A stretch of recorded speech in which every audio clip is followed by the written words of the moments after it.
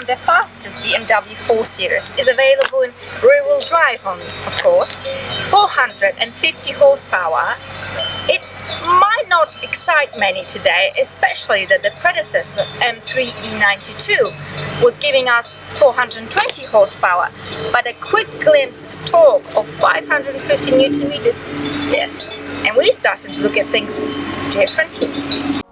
But before we hop in and see how it feels to drive it, let's take a look at the body of this car. Straight away, you notice this isn't a regular BMW 4 Series. We get the more aggressive nose, big vents in the front, the big dome on the belly, vents on the sides, subtle spoiler. We also have a carbon fiber roof to keep things down. In terms of weight, the car weighs about 1500 kilograms. Surprisingly, it is still the leader in this category. And of course, a beautiful thing, 4 exhaust pipes. You also get electrically operated and heated seats, which, by the way, feel like they've been made just for you. They are quite good if you want to have a little bit of fun, but perfect for long distance cruising. But with all that in mind, is BMW M4 any good to drive?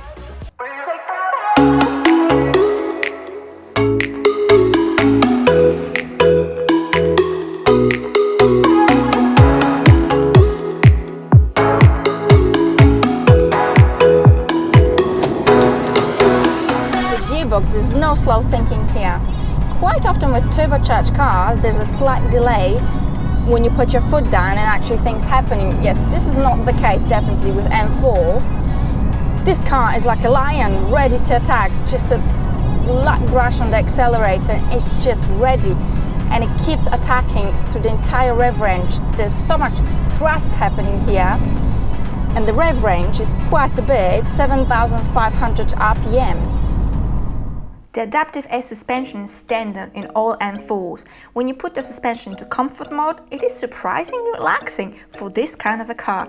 It is actually only a little bit bumpy than the regular 4 Series and can easily serve as a brilliant long-distance cruiser. What you can also customize other than suspension is the throttle response, the steering wheel firmness, and the velocity the gearbox shifts. You can then save these settings with buttons on your steering wheel, M1 and M2. The grip in M4 is very solid, and that's quite impressive considering that we've got a ticking bomb underneath our right foot. The excess of power is just out of this world, and acceleration even better. 0 to 100, 4 seconds for a rear-wheel drive car. Pretty amazing. And when you put all the settings into sport, this car puts all the double-priced supercars to shame. The steering is very, very sharp, the suspension is firm, and the car listens to you. You feel connected to the road, but not overly so that it becomes a pain in everyday life. I've been driving this car for the past couple of days, and when you want to have fun in this car, you can have plenty of fun. But when you want to, just cruise along, that is absolutely fine. The cabin of M4 feels more like a premium limousine rather than a road pirate. You get the cool M badging across the whole cabin. There isn't any crazy stuff happening here.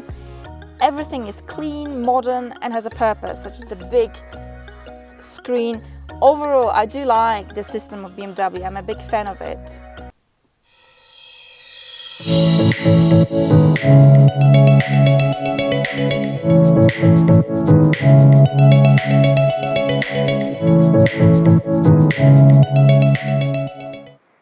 BMW M4 isn't a car for posers. Excess horsepower, rear-wheel drive, both can be very dangerous. So if you're looking for a car to drive around town to show off, forget it. Choose open-end car with 4-wheel drive. However, if you're looking for a beast of a car and you're willing to tame it to your liking, I do recommend it from the very bottom of my heart, because you will fall head over heels in love with this one. And on that note, I'd like to thank you very much for watching, and I'll see you next time.